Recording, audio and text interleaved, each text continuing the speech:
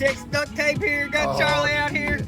Yeah. We're gonna be seeing if I need some Freon because it's getting a little warm outside. Where's your deal at? Isn't that the deal right there? Yeah, it's high.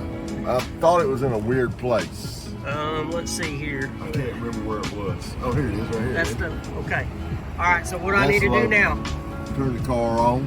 Okay. Turn the car on, man. That's all I gotta do. That's all you gotta do. Oh, that's it. Okay. Here we go. Let's see here. Turn this pebble. Oh. That don't look good right there. Let's put some duct tape on that. All right, turn the air on. Full blast. Here we go.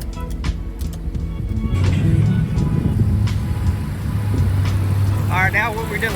All right, here we go. All right. You can feel a little bit. Okay. Let's pull the trigger. But it was green. It says it's steel. I always put my way up here. Okay. That way it has the maximum amount in it. Okay. What are you waiting on? What are you waiting on? Make sure it stays level right here, brother. Oh, okay. And we're gonna hit it again. Oh, look at there. Turn it going. Yep. You just, We added a little bit. It's now a little bit more in there.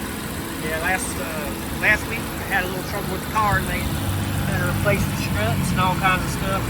That, I tried to put duct tape on that, but unfortunately the car would fall apart. Hey, brother, what's the leftover bolts over there for? I don't know, but that don't look good. That don't look good, Charlie. Hopefully that don't belong somewhere after they did the repairs. Well, anyway, so we're just showing you right here how to put some of that cold air in your AC unit, your car.